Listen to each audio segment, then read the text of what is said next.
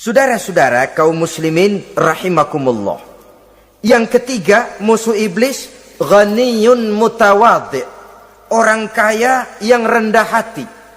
Orang kaya yang tidak sombong. Kaya apa saja.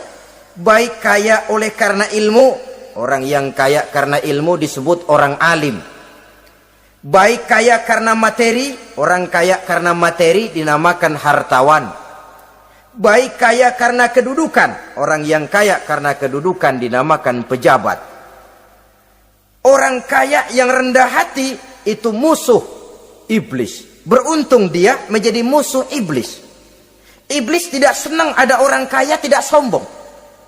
Tapi iblis paling senang kalau ada orang kaya sombong. Lebih senang lagi iblis kalau ada orang miskin sombong. Masya Allah.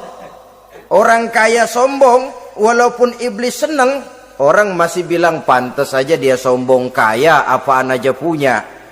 Udah miskin sombong, kira-kira yang disombongin apaan? Dalam segala bentuknya sombong ini Allah tidak senang, tapi iblis senang. Kenapa? Karena sponsor sombong iblis. Kan yang pertama kali sombong iblis toh. Ketika disuruh sujud kepada Nabi Adam, dia nggak mau. Ini kesombongan pertama yang terjadi dalam sejarah. Ketika ditanya, kenapa kau tidak mau sujud iblis? Ah, saya kan dibikin dari api, Adam dari tanah. I am the best. Saya lebih hebat daripada iblis, daripada Adam. Adam baru kemarin dibikin, saya sudah lama. Kata Allah, kamu sombong iblis, ini surga bukan tempat orang sombong. Keluar! Terusir dia dari surga. Jadi, kesombongan pertama adalah kesombongan yang dilakukan oleh iblis. Dan dia tanamkan itu kepada kita, supaya jadi orang sombong. Karena itu, sombong ilmu, Allah nggak senang, tapi iblis senang. Mentang-mentang ada ilmunya. Nih, satu-satunya ustadz di sini ya. Semua mesti ngaji sama gue. Kalau nggak ngaji sama gue, Islamnya kurang tapi bener. Sombong karena ilmu. Sombong karena pangkat. Mentang-mentang pakai bintang di pundak, jalan pundak duluan. Yang wajar saja hidup ini. Sombong harta pun begitu. Kaum muslimin rahimakumullah.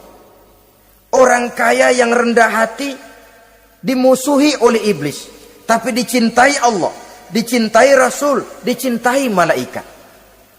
Caranya bagaimana? Kembali kepada satu kesadaran bahwa pada saat terlahir ke alam dunia ini tidak ada yang pernah kita bawa.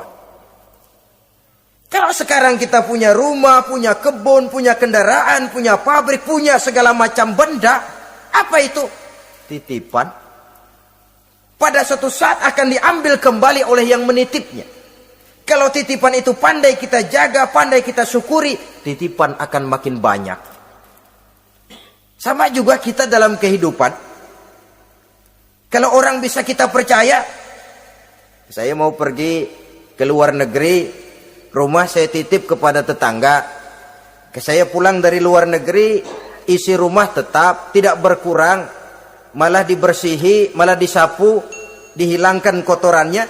Tentu bukan main syukur saya, girang saya. Akan bertambah kepercayaan saya untuk menitipkan apa saja. Ini makna la in syakartum la azidannakum wa la in kafartum inna azabi lasyadid. Kalau kamu pandai bersyukur, aku tambah nikmat. Tapi kalau kamu ingkar, azabku teramat pedih. Artinya apa? Nikmat bisa berubah menjadi azab kalau kita tidak pandai mensyukurinya. Ma'asyiral muslimin rahimakumullah. Orang yang kaya ilmu lalu rendah hati, tidak selalu ingin menonjolkan diri. Ini kadang-kadang yang tanggung ini yang bikin berabe. Alim bener enggak, geblek bener juga enggak. Yang sedikit-sedikit mau nonjolin diri. Kalau enggak jadi imam enggak mau ke masjid. Enggak jadi imam enggak mau ke musola. Pokoknya kalau enggak jadi imam marahan sama musola. macam mana saudara-saudara kaum muslimin rendah hati, tidak selalu ingin menonjolkan. Sebab orang yang selalu ingin menonjolkan dirinya biasanya orang yang kekurangan kepercayaan kepada kemampuan dirinya sendiri.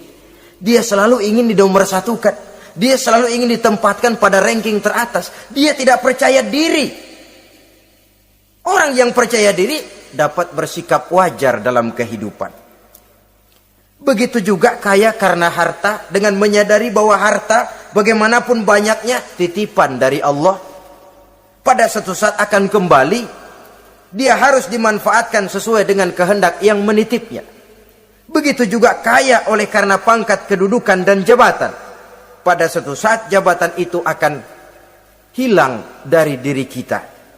Karenanya sering saya jelaskan bahwa pangkat di dunia ini yang paling tinggi pensiun.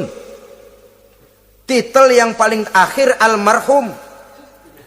Saudara setuju atau tidak, titel itu akan saudara dapat. Bagaimanapun kita cinta kepada pangkat, kedudukan, entah pada akhirnya satu saat akan sampai kepada posisi yang namanya pensiun. Kalau sadarlah kita kepada pemikiran ke arah sana, maka untuk mencapai kekayaan, baik kekayaan harta, kekayaan kedudukan, tidak lalu menghalalkan segala cara untuk mencapai tujuan, tapi dibatasi oleh norma dan kaedah yang harus dia taati, baik kaedah agama maupun kaedah bernegara. Inilah orang ketiga yang menjadi musuhnya iblis, orang kaya yang rendah hati, orang kaya yang tidak sombong. Yang keempat, saudara-saudara, tajirun shadiq, pedagang, pengusaha yang jujur. Iblis gedek betul, benci bukan main sama pengusaha, sama pedagang yang jujur, yang tidak ngurangi timbangan, tidak nipu pembeli, tidak barang yang jelek dibilang bagus, atau yang bagus di atas yang jelek di bawah, atau dicampur yang baik dengan yang jelek supaya kelihatan semuanya jadi baik. Semua orang ingin untung, tidak ada kecuali siapapun orangnya, dan itu wajar. Setiap manusia ingin mendapat keuntungan, kalau perlu dengan modal minimal mencapai keuntungan maksimal, seperti yang diajarkan oleh teori ekonomi. Itu kan yang namanya produktif kan? Satu usaha dinamakan produktif, bagaimana kita mengeluarkan modal minimal bisa mencapai keuntungan maksimal. Silakan. Bahwa manusia ingin untung itu insting, naluri, fitrah. Tidak ada orang yang mau rugi. Tapi cara mencapai keuntungan itu yang membedakan antara seorang muslim dengan yang bukan muslim. Sudah pernah saya sampaikan, apabila kaum pengusaha, para pedagang sudah dijangkiti penyakit yang tidak jujur, yang akan timbul adalah kekacauan ekonomi. Kekacauan ekonomi bisa menimbulkan revolusi sosial, dan revolusi sosial merupakan kiamat satu generasi. Semua kericuhan hampir bermuara dari perut, dan itu ekonomi. Orang nodong perut, orang korupsi perut. Ya walaupun korupsi kalau sudah kelas kakap tidak lagi sekedar urusan perut. Ya perut apa yang diurusin kalau korupsinya miliaran itu? Perut jin barangkali. Saudara-saudara kaum muslimin rahimakumullah. Oleh karena itu, pedagang yang jujur, pengusaha yang jujur, ini merupakan musuh iblis. Iblis tidak senang kalau ada pengusaha yang jujur. Iblis tidak senang kalau ada pedagang yang jujur. Tapi iblis akan tepuk tangan kalau pedagang sudah selingkuh, kalau pengusaha sudah nipu. Ada orang bilang, sekarang mah kalau jujur-jujur bener nggak makan apa-apa dong kita. Sebab katanya jangan lagi nyari yang halal, sekarang ini yang haram aja seret. Rupanya sering masang undian nggak pernah kena. Lalu bilang jangan yang halal, yang haram aja nggak kena-kena katanya. Sebenarnya bukan itu masalahnya, saudara-saudara. Bukan itu masalahnya. Masalahnya ialah bahwa kejujuran membawa keberkahan. Ini kalau kita berpikir dengan kacamata agama. Keberkahan merupakan sumber ketenangan. Dan ketenangan ini tidak bisa dibeli dengan materi yang bagaimanapun banyaknya. Walaupun kita punya percetakan duit, ketenangan itu nggak bisa dibeli. Jangankan cuma punya duit banyak, percetakan duit saudara punya, mau membeli ketenangan yang berasal dari keberkahan, sulit.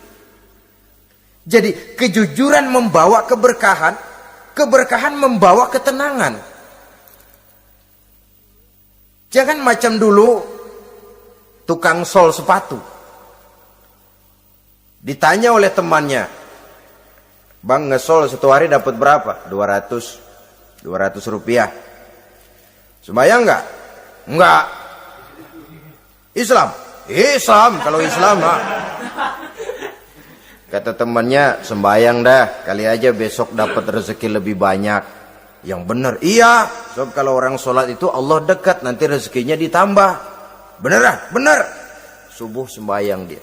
Habis sembayang sarapan, berangkat ke tempat dia ngesol, mangkal.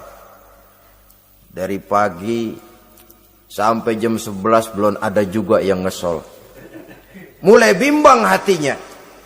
Katanya kalau sembayang rezeki tambah. Tadi sembayang subuh sampai gini hari belum ada yang ngesol. Cobaan kali, sabar. Datang sholat zohor. Habis zohor nunggu lagi, belum juga ada yang datang ngesol. Udah mau pulang hampir maghrib, baru datang satu orang, dandan ini sendal jepit putus.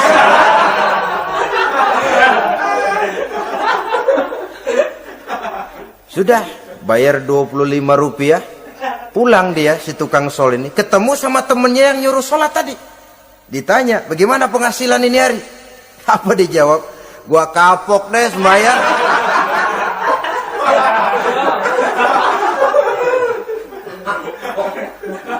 Kemarin nggak sembayang dapat 200, sekarang begitu sembayang jigo.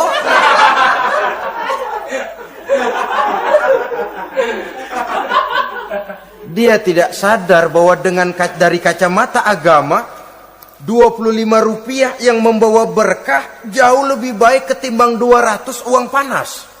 Dari kacamata agama, 25 rupiah yang membawa berkah lebih baik daripada 200 rupiah tapi panas. Sebab panas menjauhkan kita dari ketenangan. Itulah sebabnya, maka pedagang yang jujur, pengusaha yang jujur menjadi musuh setan dan beruntung. Sekarang jadi pengusaha jujur-jujur nggak dapat proyek, Pak. Kalau nggak bisa semir semur. Padahal agama sudah menjelaskan ar-rashi wal murtashi finnar. Orang yang nyogok dan orang yang disogok, dua-duanya neraka.